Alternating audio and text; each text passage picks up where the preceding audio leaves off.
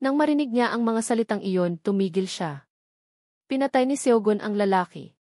Bulong ni Seogon, ganoon din ako. Hindi rin ako pwedeng mamatay dito.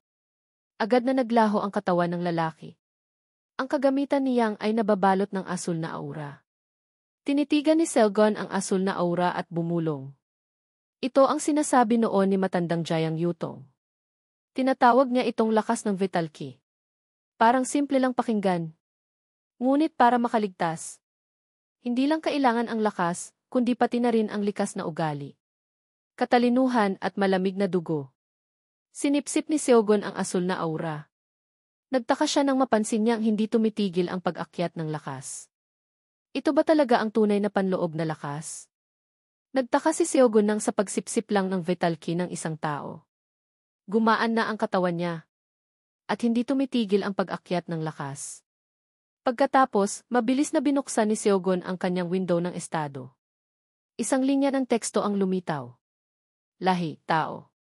Katangian, mandirigma, mago. Panloob na lakas, 20. Mana, 30. Napuno ng excitement ang mga mata ni Seogon. Kamahalan. Binigyan mo ako ng isang bagay na mas kahanga-hanga kaysa sa inaasahan ko. Pagkatapos, nagdesisyon si Seogon. Kahit na hindi siya papatay ng tao, kailangan niyang humanap ng paraan para makakuha ng isa zero Vital Ki mula sa kanila. Sa pag-iisip nito, si Seogon agad na tinignan kung ilan pa ang mga taong nakaligtas. Ngunit nang tumingin siya sa board ng impormasyon, nanlaki ang mga mata niya sa takot. Sa kasalukuyan, 24 na lang ang nakaligtas. Sa loob lang ng 5 araw, 76 na ang namatay. Ang bilis na ito ay talagang nakakatakot. Pagkatapos, nagpatuloy ang pag-update ng board ng impormasyon. May isa na namang pinatay. At walang iba ang gumawa nito kundi si Nam Sawang. Lumipat ang eksena sa ibang lugar. Isang lalaki ang unti-unting naglalaho. Parang hinipan ang buong dibdib niya. Sa kanyang huling hininga, paulit-ulit niyang tinawag ang pangalan ni Nam Sawang. Nakatayo si Nam Sawang sa tabi at pinapanood ang buong pangyayari. Na may mga matang halata ang pagkadismaya. Nauna pang umatake ang lalaki. Ngunit hindi niya inaasahang ganito siya kahina. Pakiramdam niya, nag-aksaya lang siya ng oras. At nagalit siya dahil nadumihan ang kanyang damit. Sinubukan ni Nam Sawang na tignan ang board ng impormasyon. Nakapatay na siya ng maraming tao. Ngunit hindi pa rin tapos ang larong ito. Ang pananatili sa lugar na ito, para kay Nam Sawang ay isang bagay na nakakabagot. Lumitaw ang board ng impormasyon na nagsasabing 22 na lang ang nakaligtas. Sa pagkakataong ito, napansin din ni Nam Sawang ang pangalan ni Seogon. Parang pamilyar ang pangalang ito. Parang nakita na niya ito dati sa kung saan. Kasabay nito, nakatingin din si Seogon sa board ng impormasyon. Naniniwala siyang si Nam Sawang ang may pinakamataas na bilang ng Vital Ki sa larong ito, at desidido siyang layuan ito sa lahat ng paraan. Nanalo siya sa laban kanina dahil sa swerte. Kung haharapin niya si Nam Sawang, wala siyang sapat na lakas para lumaban. Habang hindi pa lumiliit ang lugar, kailangan niyang kumuha ng karagdagang kagamitan. Sa kaba ng gamit ng lalaking namatay kanina, iisa lang ang item. Elixir ng engkanto. Wala nang iba pang mahalaga. Kahit na medyo dismayado siya. Sa tingin ni Seogon, natural lang iyon. Kung talagang malakas ang lalaki, sana, pinatay na siya nito noon pa. Pagkatapos, nagdesisyon si Seogon na magkampo sa isang sikretong lugar. At maghintay hanggang sa bumaba sa minimum ang bilang ng mga manlalaro. Mabilis na lumipas ang 1 linggo. Pakiramdam ni Seogon, napakaswerte niya simula nang lumitaw siya sa lugar na ito. Dahil gumugol siya ng maraming oras sa pagtatago. Nakapanghuli lang siya ng ilang halimaw na nag-iisa. Para makakuha ng ilang kagamitang basura. Buti na lang at hindi niya nakatagpo ang mga malalakas. Sa pagkakataong ito, nasa gilid si Seogon ng limitadong lugar. 12 araw na siyang nasa mundong ito. At nagsawa na siya sa pagkain ng tuyong karne. Sa kasalukuyan, 20 na lang ang mga manlalarong buhay. Dahil sa kuryosidad, hindi niya alam kung ano ang mangyayari kapag lumabas siya sa ligtas na lugar. Dahan-dahan inilabas ni Seogon ang kanyang kamay sa labas. Pakiramdam niya, parang nag-ielo ang kanyang kamay. At hindi niya ito maigalaw. Napagtanto ni Seogon na kung lalabas siya, hindi na niya ito maigalaw. Sa loob ng 1 linggo, pangalan lang ni Nam Sawang ang lumalabas sa scoreboard. Pababa ng pababa ang bilang ng mga manlalarong natatanggal. Na nagpapatunay na nag-iingat ang lahat. Kahit na siya. Bigla. May ilang malalakas na pagsabog na umagaw sa atensyon ni Seogon. Sa pagtingin sa direksyon na iyon. Sa tingin niya, malaki ang laban doon. Sa lugar ng pagsabog, lumilitaw si Nam Sawang. Mukha siyang miserable. Sa pagtingin sa direksyon ng kanyang kalaban, tinanong niya, "Sino kayo?" Sa kabilang banda, may isang grupo ng mga tao. Mukhang malakas. Ipinahayag nila na ang layunin nila ay patayin si Nam Sawang. Sa pinagsamang lakas na ito, walang posibilidad na manalo si Nam Sawang. Tanggapin mo na lang ang iyong kamatayan ng tahimik. Kahit na pinalilibutan at inaatake siya. Ngumiti pa rin si Nam Sawang. Sa tingin niya, minamaliit siya ng mga ito. Ngunit ang pagtitipon nila sa lugar na ito ay isang magandang bagay. Makakatipid ito sa kanya ng oras. Sa halip na hanapin ang mga ito isa-isa. Sa pagsasalita nito, naging matalim ang mga mata ni Nam Sawang. Gusto niyo akong patayin? Siguraduhin niyo munang handa na kayong mamatay. Kung ganon, ipapaintindi ko sa inyo kung ano ang pagdurusa. Pagkatapos sabihin iyon, biglang tumalon si Nam Sawang ng mataas. At nakataka sa pagpalibot ng 4 na tao. Isang taong nag-aalala ang sumigaw, "Hawakan niyo siya. Huwag niyong hayaang makatakas." Ngunit walang intensyon si Nam Sawang na tumakas. Agad. Sumugod siya at hinawakan ng mahigpit ang ulo ng isang lalaki. Pagkatapos, isang malakas na suntok ang pumatay sa kanya. Agad. Pumutok ang katawan ng lalaki at kumalat ang dugo sa lahat ng lugar. At nabasa ang iba pa. Naging takot ang mga mata ng 3 natira. Hindi nila inaasahan na isang atake lang ang papatay sa isang tao. Naging madilim at puno ng mahika ang mga salita ni Nam Sawang. Sunod, ikaw naman. Pagkatapos, sumugod si Nam Sawang sa grupo. Naganap ang isang nakakatakot na laban. Napakakatakot ng tanawin. Sumugod si Nam Sawang sa grupo na may mga pag-atake na puno ng lakas. Sa isang iglap, hiniwalay na niya ang bawat bahagi ng katawan ng 3 tao. Sa pagkakataong ito, hindi na ito laban, kundi isang massacre ng halimaw. Patuloy na lumalabas ang pangalan ni Nam Sawang sa scoreboard. Kung walang mangyayaring sorpresa, siguradong siya ang mananalo sa larong ito. Sa pagtingin sa board ng impormasyon na patuloy na nagpapakita ng kanyang pangalan. Tumigil din ang mga yapak ni Seogon. Lumitaw ang takot sa kanyang mukha. Patuloy na tumutulo ang malamig na pawis. Sa tingin niya, baliw si Nam Sawang. Sa isang iglap, nakapatay na siya ng 9 na tao. Sa pagbabalik sa lugar ng laban kanina, natatakpan na ng pula ng dugo ang buong katawan ni Nam Sawang. Pakiramdam niya, nagagalit siya. Dahil ang mga pinatay niya ay mga walang kwenta. At nakakadiri ang amoy ng dugo nila. Hindi na kinuha ni Nam Sawang ang mga kagamitan. At nagdesisyon na humanap ng lugar para linisin ang kanyang katawan. Matapos umalis ni Nam Sawang, nagsimula nang bumaba ang gabi sa lugar ng laban kanina. May isang lalaking lumitaw at tahimik na pumasok sa battlefield. Lumapit siya sa isang tungkod at itinaas ito. Ito ang tungkod ni Elise Abed. Naging masakit ang mukha ng lalaki. Nanumpa siyang babawi para kay Elise Abed. Nanunumpa ako sa ngalan ni Escrow. Sa pagkakataong ito, dahan-dahan ding pumasok si Seogon sa loob. Dahil sa pagliit ng ligtas na lugar. Sa kasalukuyan, 11 na lang ang nakaligtas. Kung magsusumikap pa siya, makakapasok siya. Sa top 1-0. Matapos ang mga nasaksihan niya ngayon, naniniwala siya na kung gusto niyang makaligtas kay Nam Sawang, kailangan niyang maghanap ng mas maraming malalakas na kagamitan. Sa kanyang paglalakbay, nakita ni Seogon ang isang villa. Sa pagkalkula ng bilis ng pagliit ng ligtas na lugar, naniniwala si Seogon na bukas, Lalabas na sa ligtas na lugar ang villa na ito. Kung hindi siya papasok para kumuha ng kagamitan, wala na siyang ibang pagkakataon. Maingat na pumasok si Seogun sa loob. Nang bumukas ang malaking pinto, nagulat si Seogun sa tanawin sa loob. Sa loob ay isang espesyal at malawak na espasyo. Sa daan, nakita niya ang isang baluti ng Royal Guard. Ngunit sayang, ang lakas na kailangan para magamit ang baluti ay isa-isa 0. Habang ang kasalukuyang lakas niya ay 30 lang. Hindi na kailangan dalhin ang baluti. Pagkatapos, umalis si Seogun na may pagsisisi. Sa kanyang paglalakbay, nakahanap siya ng ilang item tulad ng elixir ng paglilinaw.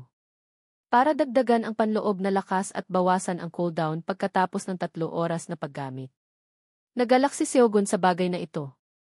Hindi niya kailangang sumipsip ng vital key. Napakahusay ng gamit sa villa na ito. Pagkatapos, nakakuha ulit si Seogun ng isang libro, ang Key Invincible Fist Technique. Ngunit hindi niya ito ginamit agad. Sa tingin niya, ang paggamit ng bagay na ito ay katulad ng paggamit ng batong mahika. Siguradong kailangan niyang magtago doon. Sa loob ng 3 oras, binaliwala ang intensyong gamitin ito. Nagpatuloy si Seogun sa pagpasok sa loob. Sa pagkakataong ito, nakatagpo siya ng isang basement. Naniniwala si Seogun na kapag mas pumasok siya sa loob, siguradong may mga mamahaling gamit. Ngunit hindi pa niya nasusuri. Nang sunod-sunod na pagsabog ang lumitaw sa kanyang likuran. Sa pagpansin ng panganib, mabilis na lumayo si Seogun sa lugar na ito. Nag-aalala si Seogun na may nakapansin na sa kanyang lokasyon. Patuloy siyang tumakbo. Pagkatapos, nagtago sa isang ligtas na lugar para magmasid. Sa tingin ni Seogun, imposibleng sinusubaybayan ang villa. Dahil nagmasid siyang mabuti bago pumasok sa loob. Sa pagmamasid sa sentro ng pagsabog, nanlaki ang mga mata ni Seogun dahil nakita niya ang isang pamilyar na mukha. Isang taong nakita niya sa waiting room. Ang lalaki ay lumulutang sa ere, na may mga matang nakatingin sa ibaba na puno ng galit. Nagawang niyang makaligtas sa mga pag-atake ko. Hindi lang pala siya sumwerte para makaligtas sa pagpatay. Namsawang, tatandaan ko ang pangalang iyon. Sa ilalim ng nakasarang gumuhong pinto, tumitig si Namsawang sa langit. At galit na sumigaw, anong pinagsasabi mo? Kung mababalik ko yung bunganga mo, wala ka ring espesyal. Tumigil ka sa pagsasalita ng walang kwenta at atakihin mo ako. Ginto ang oras ko. Tumawa ng malamig ang lalaking blonde. Tignan natin kung gaano pa katagal yung bunganga mo. Namsawang, mahaba rin yung dila mo ah. Nagtatago si Seogun sa isang ligtas na lugar. At pinapanood ang buong kaganapan. Hindi niya inaasahan na ang pumatay sa maraming tao kahapon ay isa palang bata. Itinaas ng lalaking blonde ang kanyang tungkod at nagsimulang magtipon ng lakas. Ipinakilala niya ang kanyang pangalan bilang Escrow. Ako ay isang master ng mahika. Nagtipon si Escrow ng isang kumpol ng kidlat na papunta kay Namsawang para umatake. Ngunit nagawa pa ring iwasan ni Namsawang ang mga pag-ataking ito. Sa pagtingin kay Namsawang na patuloy na iniiwasan ang kanyang mga pag-atake. Galit na sumigaw si Escrow. Ganyan ka na lang ba palaging tatakas? Subukan mong umatake tulad ng ginawa mo kay Elite Abed. Sa pagkakataong ito, lumitaw ang pag-aalala sa mukha ni Namsawang. Sa isip niya, hindi lang pala siya basta nagsasalita lang. Ang paggalaw ng kamay ay lumikha ng isang bagay na hindi ko pa nakikita. Kahit nasa gitnang kaharian, talagang nakakatakot na lakas. Galit na galit si Escrow at nagsimulang magtipo ng isang napakalakas na atake. Sinabi niya na wawakasan niya si Kang Hansuo sa ataking ito. Kaagad pagkatapos, isang malaking bolang kulog at kidlat ang nabuo sa himpapawid. Mula sa kinaroroonan ng bola, napakaraming kidlat ang bumulusok patungo kay Kang Hansuo. Ang mga ataking ito ay sunod-sunod at napakalakas kaya nahirapan si Kang Hansuo na umiwas. Kahit isang maliit na pagkawala ng konsentrasyon ay maaaring ikamatay niya. Gayunpaman, habang gumagalaw, sinamantala rin ni Kang Hansuo ang pagkakataon na lumapit sa kinaroroonan ni Escrow. Pinili niya ang tamang oras at bumulusok si Kang Hansuo sa himpapawid, patungo kay Escrow upang umatake.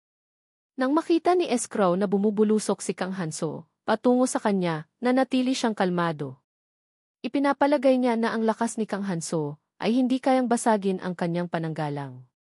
Kaagad pagkatapos, dahan-dahang itinutok ni Escrow ang kanyang setro pasulong.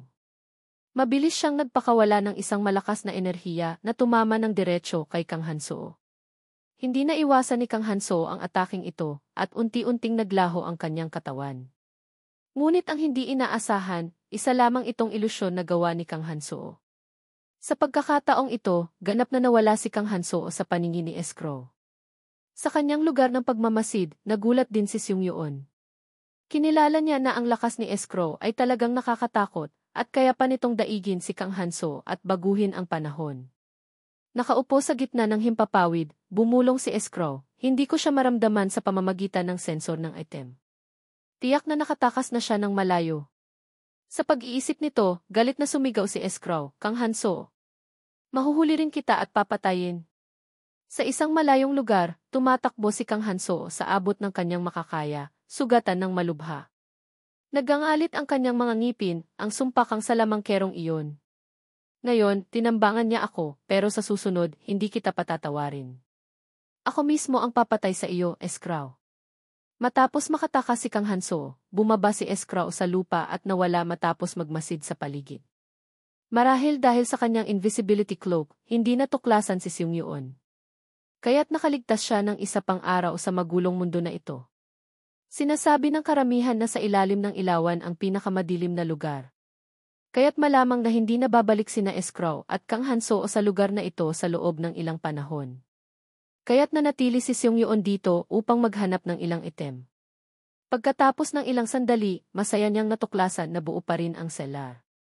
Ipinapalagay niya na ang lugar na ito ay maaaring naglalaman ng mahahalagang bagay. Binuksan niya ang pinto at natuklasan ni Seung Yuon sa ibaba ang isang hagdan na patungo sa isa pang pasilyo. Dahil walang senyales na may nakapasok na doon, nagpasya siyang bumaba. Buti na lang, dala niya ang parol na nakuha niya mula sa bahay kanina. Nang makarating siya sa dulo ng pasilyo, medyo nadismaya si Seung Yuon. Natuklasan niya na isa lamang itong bodega na puno ng pagkain. Ang tanging nakaaliw sa kanya ay habang paliit ng paliit ang safe zone, ang pagkakaroon ng mga pagkaing ito ay makakatulong sa kanya na hindi magutom. Pagkatapos ng isang oras, nagpapahinga si Seung Yuon matapos kumain ng mabuti. Naramdaman niya na mas masarap sana kung mayroon siyang kaunting kanin. Dahil pakiramdam niya ay medyo ligtas ang lugar na ito, nagpasya si Seung Yuon na subukan ang elixir at tingnan ang aklat ng martial arts. Ang Unbeaten Fist Technique ay isang uri ng martial art na nilikha ng isang taong nagngangalang Manpaa sa mga huling taon ng kanyang buhay. Ibinuhos niya ang lahat ng kanyang natutunan upang lumikha ng isang set ng martial arts na hindi kailanman matatalo. Ngunit sa record na 1,429 na panalo at 1,429 na talo, kinutya siya habang buhay. Dahil dito, walang nagmana sa kanyang martial art. Nalito si Seung Yuon at hindi niya maintindihan kung bakit niya nakuha ang bagay na ito. Ngunit mas mabuti na ito kaysa wala. Nagpasya si Seung Yuon na itabi muna ang aklat at pag-aralan ito sa ibang pagkakataon at subukan muna ang elixir. Sa pag-iisip ng sakit na naramdaman niya nang i-activate niya ang Formation Stone, medyo nag-atubili si Seung Yuon. Ngunit bilang isang taong iniisip lamang ang pagiging mas malakas, hindi siya nag-atubiling inumin ang elixir. Sa sandaling masipsip ng kanyang katawan ang elixir, naramdaman ni Seung Yuon na ang panloob na enerhiya ay umaapaw sa ilalim ng kanyang tiyan. Bagaman hindi kasing dami noong sinipsip niya ito dati. Pagkatapos, naramdaman ni Seung Yuon na nagulo ang kanyang buong katawan at naging mabagal ang kanyang paggalaw. Tulad ng inaasahan, hindi siya makagalaw sa loob ng 3 oras. Matapos makumpleto ang 3 oras, nakahiga si Seung Yuon sa sahig. Naramdaman niya na nakakapagod ang pag-upo ng tahimik sa loob ng 3 oras. Sa buong linggo, nagtatago siya sa gubat, at ngayon, nakaharap pa niya ang Archmage na si Escrow at si Kang Hanso. Ang makaligtas hanggang ngayon ay talagang isang himala. Dala ang kanyang pagod, nakatulog ng mahimbing si Seung Yuon. Mabilis na lumipas ang isang gabi, at nagsimula ang ika-negatibo 13 araw sa survival world. Pagkatapos, nagising si Seung Yuon at umalis sa silid dahil malapit na itong lumabas sa safe zone. Sinuri niya ang information board at nakita na 1-0 na lamang ang natitirang mga survivor. Ang nakakagulat, ipinakita sa information board na nagpakamatay ang matandang lalaki na nagngangalang Jiang Duqian. Hindi maintindihan ni Sung Yuon kung bakit niya ginawa iyon. Ipinapalagay ni Sung Yuon na alam niya na walang panganib kapag namatay, kaya pinili niyang magpakamatay. Maliban sa kadahilanang iyon, walang dahilan upang wakasan niya ang kanyang buhay. Nabawasan ang kasiyahan ni Sung Yuon sa pagpasok sa top 1-0 dahil sa impormasyong ito. Habang nag-iisip, napansin ni Sung Yuon na paliit ng paliit ang safe zone. Kailangan niyang gumalaw ng mabilis dahil ayaw niyang maalis dahil nakulong siya sa labas ng safe zone. Ngunit ang plano ni Sung Yuon ngayon ay makaligtas hanggat maaari. Iwasan ang lahat ng laban. Ito lamang ang paraan para sa isang mahina na tulad niya na makaakyat sa ranggo. Ngunit may nangyaring hindi inaasahan. May naganap na pagsabog, ngunit naiwasan ito ni Sung Yuon. Pagkatapos, tumingin si Sung Yuon sa kinaroroonan ng pagsabog. Nagtataka kung ano ang nangyayari at kung saan nanggaling ang ataking ito. Nang mapansin niya na pamilyar ang bolang apoy, naging balisa ang mga mata ni Sung Yuon. Tila alam na niya kung sino ang umaatake sa kanya. Nang tumingin siya sa kinaroroonan ng atake, nanlaki ang mga mata ni Sung Yuon dahil ang umaatake sa kanya ay walang iba kundi si Escrow. Nang makita si Sung Yuon, nadismaya si Escrow dahil hindi niya inaasahan na ang nag-activate ng kanyang sensor ng item ay isang taong hindi pa niya nakikita. Inaasahan niya na iyon si Kang Hansuo. Tumingin si Sung Yuon kay Escrow nang may pag-aalala. Sinisisi niya ang kanyang sarili dahil naging pabaya siya, dahil abala siya sa pagkontrol sa kanyang bagong panloob na enerhiya at hindi niya binigyang pansin ang kanyang paligid. Sa pagkakataong ito, nagsalita si Escrow, "Kilala mo ba ang isang taong nagngangalang Kang Hansuo? Kung hindi mo siya kilala, mamamatay ka dito." Sa pagkakataong ito, hindi napansin ni Escrow na tahimik na lumitaw si Kang Hansuo sa kanyang likuran. Sa mga sandaling ito, habang si Escrow ay nagbabanta kay Sung Yuon, ang tanging paraan para makaligtas ka ay sabihin mo sa akin ang lokasyon ni Kang Hansuo. Kung hindi mo alam, kailangan na lang kitang patayin. Ang pagpapanatili sa iyo ay lilikha lamang ng karagdagang mga pasanin. Walang malay na itinutok ni Sung Yuon ang pana sa kanyang kamay sa kalaban. Ipinapalagay niya na ito ang unang pagkakataon na nagkita silang dalawa at ganap na hindi maintindihan ang sinasabi ni Escrow. Ngunit tumigil ang mga salita ni Sung Yuon sa puntong ito. Nanlaki ang kanyang mga mata sa pagkabigla nang makita niya ang tanawin sa harap niya. Sa pagkakataong ito, lumitaw si Kang Hansuo sa likuran ni Escrow. Bumulusok siya mula sa himpapawid patungo sa kinaroroonan ni Escrow. Habang nagpapaliwanag si Escrow kay Sung Yuon, nagsalita siya ng ganito dahil hindi kamukha ni Sung Yuon ang isang taong nagmula sa kanyang mundo, at kung hindi sila nagmula sa parehong mundo, dapat siyang mamatay. Kasabay nito, nakarating din si Kang Hansuo sa kinaroroonan ni Escrow. Agad na nagpakawala si Kang Hansuo ng isang malakas na atake. Ngunit natuklasan din ito ni Escrow at bumuo ng isang proteksyon na barrier. Hindi niya inaasahan na magtatago at aatake ng palihim si Kang Hansuo sa isang napakababang paraan. Tinitigan si Escrow at nasasabik na nagsalita si Kang Hansuo, "Ganap na akong nakabawi. Ikaw ba ay malapit ng maubusan ng enerhiya?" Sa pagkakataong ito, naguguluhan din si Sung Yuon. Hindi niya maintindihan kung saan nagmula si Escrow, ngunit buti na lang at dahil sa kanya, naiwasan niya ang kamatayan. Sumigaw si Kang Hansuo, "Matatapos na ang lahat dito." Kaagad pagkatapos, sumuntok siya ng diretso sa proteksyon na barrier na ginawa ni Escrow. Ngunit kalmado pa rin si Escrow na sinusubukang labanan. Ipinapalagay niya na ang isang simpleng atake ay hindi siya masasaktan. Ngunit may nangyaring hindi inaasahan. Nalusutan ng atake ni Kang Hansuo ang barrier. Tumagos ang braso ni Kang Hansuo sa lalamunan ni Escrow, na labis na ikinagulat niya. Ngumiti nang may kasiyahan si Kang Hansuo. "Narinig mo na ba ang tungkol sa Gangji? Nakasulat doon ang isang uri ng martial art na kakaunti lamang ang nakakapag-ensayo. Hindi ko akalain na gagamitin ko ito sa mundong ito. Ikaw ang unang taong gagamitin ko nito, kaya dapat kang magpasalamat para dito." Sa sandaling bawiin ni Kang Hansuo ang kanyang kamay, sumabog ang dugo mula sa sugat sa katawan ni Escrow sa buong lugar na nagdulot sa kanya na sumigaw sa sakit. Nang makita niya ang tanawing ito, labis na nasasabik si Kang Hansuo. Ngayon, hindi mo na mabibigkas ang mga nakakainis na spell na iyon. Sa iyong lakas, dapat na nasa top 5 ka na. Pagsisihan mo ang pagkakita sa akin. Nang makita ni Seung Yuon na natapos ang laban ng napakabilis, nagsimula siyang mag-alala. Nagtataka siya kung ang paglitaw ni Kang Hanso ay itinuturing pa rin na swerte. Nagpasya siyang samantalahin ang panahon kung kailan hindi pa tapos ang laban sa pagitan ng dalawang tao upang umalis sa mapanganib na lugar na ito. Ngunit bago pa man makaalis si Seung Yuon, umatake muli si Kang Hanso kay Escrow. Ang kanyang braso ay nababalot ng asul na aura, muling tumatago sa katawan ni Escrow. Hindi tumigil ang mga atake ni Kang Hanso. Patuloy niyang inuulit ang kanyang galaw na nagdulot kay Escrow na sumigaw lamang sa sakit, naganap na walang kakayahang lumaban.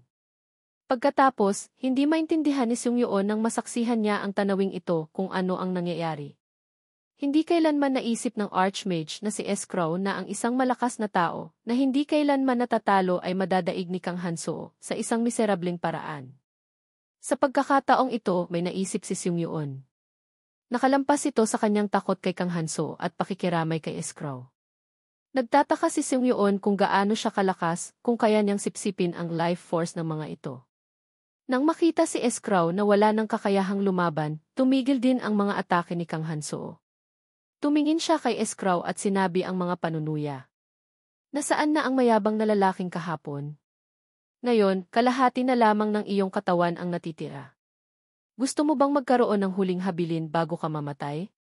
Ah, tama, nakalimutan ko na hindi ka na makapagsalita dahil tinakpan ko na ang iyong bibig. Bagaman hindi makapagsalita si Escrow, nakasagot pa rin siya sa pamamagitan ng mahika.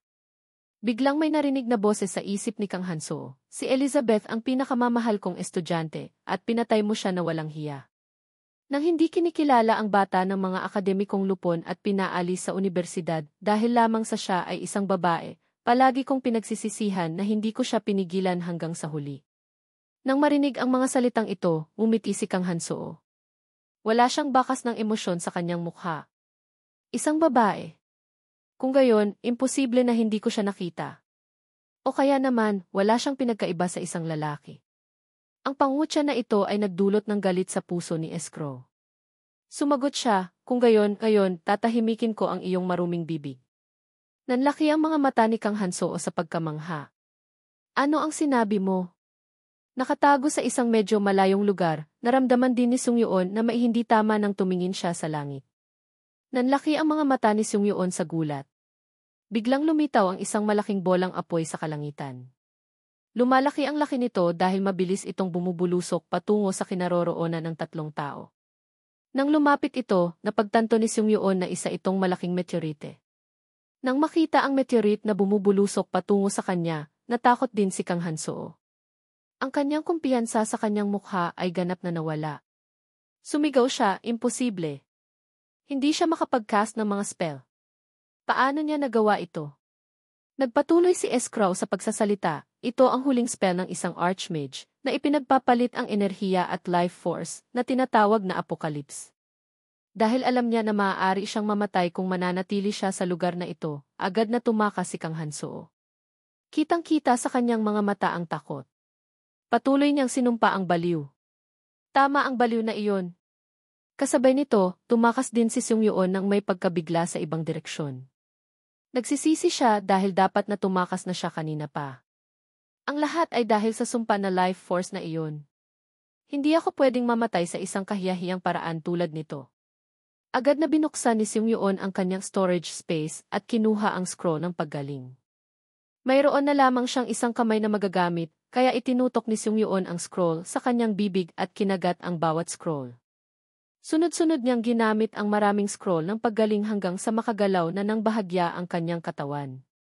Naramdaman ni Seung Yuon na napakaswerte niya na nakatakas siya sa kamatayan sa isang kuko. Kung hindi niya ginamit ang elixir kagabi, tiyak na namatay na siya. Sa kasalukuyan, bagaman gumaling na ang mga sugat, nananatili pa rin ang matinding sakit. Kahit na gumamit siya ng karagdagang scroll ng paggaling, hindi niya masyadong mababawasan ito. Sinubukan niyang tumayo at humanap ng ligtas na lugar. Matapos niyang gamitin ang lahat ng natitirang scroll ng paggaling, biglang lumitaw ang isang abiso sa harap niya. Nalaman na natalo ni Kang Hanso si Escrow. Nagpapatunay na patay na si Escrow. Naramdaman ni Seung Yoon na sayang hindi niya nasipsip ang kanyang life force. Ngunit napakadelikado nang bumalik doon dahil walang abiso tungkol sa kamatayan ni Kang Han-soo. Nagpapatunay na buhay pa rin siya na nagdulot kay Seung Yoon na mag-alala. Biglang narinig niya ang mahinang sigaw ng tulong. Matapos obserbahan ang kanyang paligid, tinukoy ni Seung Yoon ang direksyon kung saan nanggaling ang tunog. Sinundan ni Seung Yoon ang direksyong iyon at nakatagpo siya ng isang napakalaking sorpresa dahil ang taong nasa harap niya ay walang iba kundi si Kang Han-soo. Sugatan siya ng malubha. Nawala na ang lahat ng kanyang mga paa at kamay dahil sa pagsabog. Nakasuot siya ng scroll sa kanyang bibig at patuloy na humihingi ng tulong. Hawak ang scroll ng paggaling, naramdaman ni Kang Han-soo ang pagiging walang magawa dahil basta gamitin niya ang scroll na ito, maliligtas siya. Ayaw niyang mamatay sa ganitong paraan. Tahimik na nagmamasid, naisip ni Seung Yoon, tama ang hula ko. Nahulog ang meteorite ng diretsyo kay Kang Han-soo. Magiging kakaiba kung naiwasan niya ito. Sa kasalukuyan, wala siyang dalawang kamay, kaya paano niya mapupunit ang scroll ng paggaling? Nang mapansin ang paglitaw ni Seung Yoon, sumigaw si Kang Han-soo, "Uy, tutulungan mo ba ako?" Kalmadong sumagot si Seung Yoon, "Ikaw ba si Kang Han-soo?" Nang marinig ang tanong na ito, nanlaki ang mga mata ni Kang Han-soo, na tila iniisip ang isang bagay. Sa pagkakataong ito, dahan-dahang nagpatuloy si Seung Yoon, sa bawat oras na lumitaw ka sa elimination board, palagi kong iniisip kung anong mga item ang mayroon ka na napakalakas mo. Naisip ko na mananalo ka sa larong ito, pero nagtapos pala ito sa ganitong paraan. Habang nagsasalita, itinutok ni Seung Yoon ang kanyang kamay patungo kay Kang Han-soo. Sa pagkakataong ito, nagsimulang matakot si Kang Han-soo. Sumigaw siya, "Kung tutulungan mo ako sa pagkakataong ito, gagawin kitang panalo. Basta tulungan mo ako, walang anuman sa akin kung sino ang magiging panalo." Sa tingin mo ba kaya mong manalo ng mag-isa kung patayin mo ako ngayon? Kaagad pagkatapos, dahan-dahang kinuha ni Seung Yoon ang isang espada mula sa kanyang storage space. Naramdaman ni Seung Yoon ang kagalakan nang isipin niya na maaari niyang kunin ang mga item at ang life force ni Kang Han-soo. Kung mayroon siya nito, maaari siyang maging isang napakalakas na tao sa larong ito. Nang makita ang tanawing ito, sumigaw si Kang Han-soo, "Hindi. Kahit nagalit ka sa akin, hindi mo man lang alam kung gaano karaming malalakas na tao ang nagtatago sa labas. Wala akong maraming item at hindi ko rin natutunan ang martial arts dito." Nang marinig ang mga salitang ito, ngumiti si Seung Yoon. "Dapat mo man lang malaman ang pangalan ng taong papatay sa iyo. Ang pangalan ko ay Seung Yoon." Nang makita ang dulo ng espada na dahan-dahang itinutok patungo sa kanya, hindi na sinubukan ni Kang Han-soo na magmakaawa pa. Sumigaw siya, "Kahit na kailangan kong mamatay sa ganitong paraan sa pagkakataong ito, hindi kita kailanman makakalimutan, Seung Yoon." Kaagad pagkatapos, tumusok ng diretsyo ang espada ni Seung Yoon sa katawan ni Kang Han-soo, na pumatay sa kanya kaagad. Nang makumpleto niya ito, huminga ng maluwag si Seung Yoon. Bagaman isa lamang itong laro, dahil medyo bata pa si Kang Han-soo, naramdaman ni Seung Yoon na medyo nagkasala siya. Sa sandaling iyon, unti-unting naglaho ang katawan ni Kang Han-soo. Isang malakas na life force ang kumalat sa paligid. Agad na sinipsip ni Seung Yoon ang life force na iyon nang may kasakiman.